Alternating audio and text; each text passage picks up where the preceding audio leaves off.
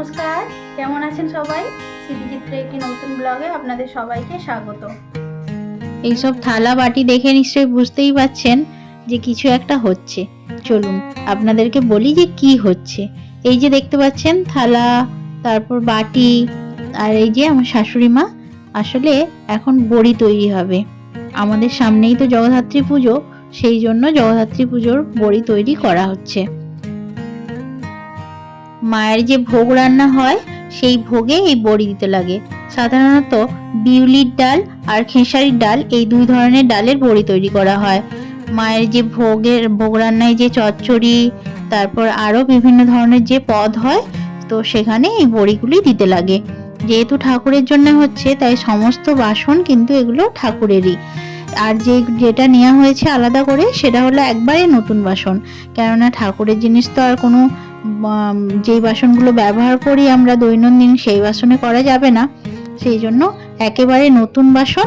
আর এই যে পেতলের থালা বলো, এগুলো বলো, এগুলো কিন্তু সব কিছুরই ঠাকুরের বাসন। এর আগে আমি আমার মাকে অনেকবার বড়ি দিতে দেখেছি, কিন্তু আমার লাইফে আমি এই প্রথমবার বড়ি দেব। হ্যাঁ, তবে মায়ের সাথে কিছু কিছু দিন ছোটবেলায় আমি বসেছিলাম ওই বড়ি দিতে। তবে খুব বেশি যে একবারে দিয়েছি তা বলবো না, ওই খামখেয়ালি আর কি। মা দিচ্ছে তার সাথে হয়তো একটু বসে গেলাম। আমার মা জানেন তো ভীষণ ভালো বড়ি দেয়। আপনারা তো জানেন মেদিনীপুরে হলো বড়ি বিখ্যাত। মেদিনীপুরে সবাই প্রায় বড়ি দিতে জানে। তো আমার মামা বাড়ি যেহেতু মেদিনীপুর, আর আমি আমার ছোটবেলাটা ওখানেই কাটিয়েছি, তাই বড়িও আমিও দিতে জানি। খুব ভালো হয়তো পারি না, তবে যতটুকু যা পারি সেটা দিয়েই ভাবলাম যে আজকে শাশুড়ি মাকে একটু সাহায্য করি। চলুন, মা ওই ডালটা ভালো করে ফেটে দিচ্ছে, এরপর আমি আর মা দুজনে মিলে বড়ি দিয়ে দেবো। তার আগে বলে রাখি, এই যে ডালটি দেখতে পাচ্ছেন, এটি কিন্তু মিক্সিতেই বেটে নিয়েছি। আর মিক্সিতে কে করে দিয়েছে জানেন? সাম্যর বাবা। আমাদের বাড়ির এটা একটা বেশ ভালো জিনিস, মানে কোনো কাজ হলে সেটা সবাই মিলে করে, কোনো একার ওপরে আলাদা করে চাপ হয় না। তবে বড়ি করার আগে ডালটাকে কিন্তু বেশ ভালো করে ধুয়ে নিতে হবে, কেননা এখন তো বেশ অনেক পাউডার মেশানো থাকে। খুব বেশি জল দিলেও আবার পাতলা হয়ে যেতে পারে, সেই জন্য ডালটিকে ভালো করে ধুয়ে নিয়ে অল্প একটু জল দিয়ে তারপর বড়িটি করতে হবে। আর অবশ্যই বড়িটি যখন দেয়া হবে তার আগে থালায় একটু সর্ষের তেল মাখিয়ে নিয়ে সেটি গরম করতে হবে। গরম করতে হবে বলতে কি, কোনো আগুনের এতে না, ওটা হচ্ছে ওই যে সূর্যের তাপে একটু দিয়ে দেওয়া হয়েছে, ওতেই ওটি গরম হয়ে যাবে। আর ডালটাকে বেশ ভালো করে ফেটিয়ে নিতে হবে, কেননা যত ভালো করে ডালটা ফাটা হবে ততই কিন্তু বড়িটা ভালো হবে। এই জন্য মাকে বললাম, মা আপনি একটু ডালটা ফেটিয়ে দিন, তারপরে একসাথে বড়ি দিয়ে দেবো। বলতে মা দেখুন ডালটা সুন্দর করে ফেটিয়ে দিয়েছে, আর তারপর আমরা বড়ি দিয়ে দিচ্ছি। আচ্ছা, এটি বড়ি দেওয়ার উপযোগী হয়েছে সেটা কিভাবে বুঝবো বলুন তো? ওই যে দেখতে পাচ্ছেন ডালটি, ওটি যখন একটু জলের মধ্যে দিয়ে দেখবেন যে ডালটা বেশ ভাসছে, তখন মানে বড়িটা ভাসছে, তখন জানবেন যে বড়িটি দেওয়ার মতো হয়ে গেছে। ওহো, টাইমটা তো বলাই হয়নি, এখন হচ্ছে সকাল 9টা। তো এই সময় বেশ রোদ্দুরটা অল্প অল্প এসেছে, ভালোই লাগছে। কিন্তু হলে কি হবে, একটু রোদের তেজও আছে আজকে। এমনিতে রোদ্দুর যদি ভালো থাকে তাহলে বড়িটাও ভালো হয়, সেই জন্য রোদ্দুর দেখেই দেয়া হচ্ছে। কিন্তু বেশ রোদ্দুরটা লাগছে মুখের মধ্যে, জানেন তো, ওই জন্য একটু মুখটা কুঁচকে আছি। আর এদিকে আমাদের সাথে কাজে যোগ দিতে সাম্য চলে এসছে। এই রে, যা ভয় করছিলাম ঠিক তাই হয়েছে। বড়িটা বেশ একটু পাতলা হয়ে গেছে, এর সাথে আর একটু কিছু মেশাতে হবে। আগে থেকে একটু ডাল ভেজানোই ছিল, তো সেটাই সাম্যর বাবা বললো তাহলে আমি গুঁড়িয়ে দিয়ে যাচ্ছি, সেটাই মিশিয়ে নাও। এই সবই মেশাবো না, এইটা দিলেই হয়ে যাবে, আর লাগবে না। হ্যাঁ, কি বলছিলে তুমি, কেন ডাকছিলে? ওই গামলিটা যেটা বার করে দিচ্ছি নাকি ওই একবারে গুঁড়িয়ে তারপরে গামলিটা আনো নাকি? কোনটা? পেতলের যে ছোটটা গুড়িয়ে নিয়ে আসবো তো করে। এটা আমি দেখছি। যা চলে তুই আয় না, তোর সাথে কাজ আছে এখানে। এটা দেখে নিয়ে তুমি এত সুন্দর দিচ্ছ, আমি খেতে এসে দিতে পারি? তোমাকে দিতে তোর জন্য পরে শেষকালে, এখন না। আমাকে শেষকালে দিতে আছে ঠাম্মি? শেষ তাহলে না না তোমাকে দিতে নেই, দেখতে হয়। আমি ঠাম্মি, তুমি ঠাকুরের জিনিস না, তোমাকে দেখতে হয়। আমি তো ঠাকুরের জিনিসও করি। তুমি তো চান করো মা, আমি চান করেছি, বাবা তাই করছে না, দেখেছো? যদি আমিও চান করতাম তাহলে করতে পারছি ছেলে চান করে নেব। না, কতক্ষণে হয়ে যাবে আমাদের। ওই যে সাদাটা তো আছে, সাদাটা হবে না?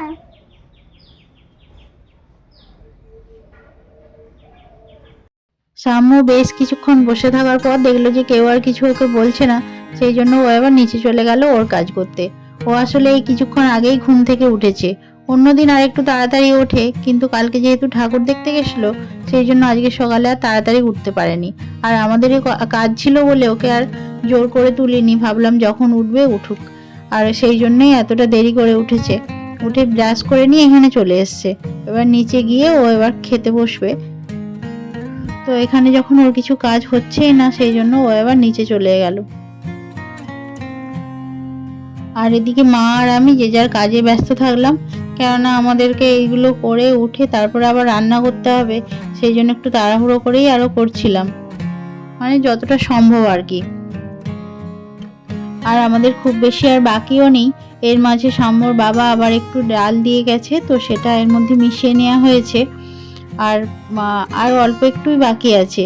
মোটামুটি এই থালাটা আর হয়তো একটা কি দুটো থালা আছে, ওটা হলেই কমপ্লিট হয়ে যাবে।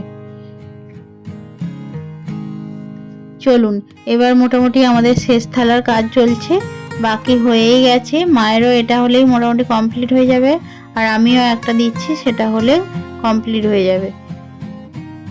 দাঁড়ান, তার আগে আপনাদের একবার বড়িগুলো দেখিয়ে নিই। দেখুন তো, দেখতে পাচ্ছেন কেমন লাগছে বলুন তো? খুব ভালো হয়তো হয়নি, তাও ঠাকুরের নাম করে যা হয়েছে হয়েছে, এটাই অনেক। বড়ি তো আমরা অনেকেই দিই, অনেক সময় হয়তো বাড়িতেও দিই, সেটা হয়তো আমিও দিয়েছি এর আগেও অল্প অল্প। কিন্তু সত্যি কথা বলতে আজকে এই ঠাকুরের জন্য যখন বড়ি করছি, তখন যেন একটা অন্যরকম আনন্দ হচ্ছে, ভীষণ ভালো লাগছে। সত্যিই দেখবেন ভগবানের জন্য কিছু করলে না, সেটা একটু দেখবেন অন্যরকম আনন্দ হয়। আর আমি তো একটু ঠাকুরে বেশি বিশ্বাস করি, তাই হয়তো আমার একটু বেশি ভালো লাগছে। এই যে দেখুন, সব থালাগুলো মোটামুটি কমপ্লিট হয়ে গেছে। এবার রোদে শুকোনোর পর এগুলোকে আমরা তুলে নেব। কেমন হয়েছে বড়িগুলো জানাবেন কিন্তু। এরপর আমরা নিচে চলে যাব, নিচে গিয়ে আমরা কিছু খাওয়া দাওয়া করে নেব। নেওয়ার পর তারপর রান্নার দিকে যাব। আর আমরা বলতে বলতে দেখুন চলেও এসেছি। আসার পর রান্নাতে লেগেও পড়েছি কাজ করতে। তার আগে বলে দিই আজকে কি কি রান্না হচ্ছে। এই যে বড়াটা দেখতে পাচ্ছেন, একটু ডাল বেশি হয়েছিল, তো সেই ডালটারই বড়াটা হচ্ছে। আর হবে শালুক ডাঁটার তরকারি। আপনারা কে কে শালুক ডাঁটার তরকারি খেয়েছেন বলুন তো? আমি অনেক দিন আগে খেয়েছিলাম একবার, আর এখানে কেউ খায় না বলে আমারও খাওয়া হয়ে ওঠেনি। আজকে হঠাৎ করে মা কোথায় পেয়েছে, বাজারে গেছিল, তো শালুক ডাঁটা পেয়েছে, আমাকে বললো বৌমা করবে, তো না করার তো কিছু নেই। আমি বললাম ঠিক আছে, তাহলে কেউ খাক আর না খাক, আপনি আর আমি খাবো। সেই জন্যই আজকে এই শালুক ডাঁটার তরকারি করতে বসছি। যেমনভাবে কুমড়ো শাক কাটে, ঠিক একইভাবে শালুক ডাঁটাগুলিকে কেটে নেব। নেওয়ার পর এটিকে ভালো করে পরিষ্কার জলে ধুয়ে নিয়ে একটু পোস্ত দিয়ে, আলু দিয়ে আর এই শালুক ডাঁটা দিয়ে তরকারি করবো ভেবেছি। এটিকে আবার অনেকে শাপলা গাছও বলে। আপনারা কে কি বলেন কমেন্ট করে জানাবেন অবশ্যই। চলুন এবার রান্নাটা বসিয়ে দিই। এটাকে ভালো করে প্রথমেই ধুয়ে নিয়েছি, এরপর গরম জলে অল্প করে ভাপিয়ে জলটা ফেলে দেব, তারপর আলুর সাথে পোস্ত দিয়ে এটি করে নেব। এটি শুধুমাত্র যে পোস্ত করে খেলে ভালো লাগে তা না, এটি ভাজা, চচ্চড়ি যাই করবেন সবটাতেই ভালো লাগে। আপনাদের সাথে কথা বলতে বলতে আমার আলুগুলো কিন্তু সেদ্ধ হয়ে গেছে। এর উপর আমি শাপলাটা তো আগেই ভাপিয়ে রেখেছিলাম, দিয়ে দেবো। দিয়ে আমার শাপলাটাও আর বেশিক্ষণ লাগবে না, হয়তো 2-3 মিনিট লাগবে। আজকের ভিডিওটি এই পর্যন্তই। আবার দেখা হবে পরের একটি ব্লগে। ততদিন আপনারা সবাই সুস্থ থাকবেন, ভালো থাকবেন ও সচেতন থাকবেন। নমস্কার।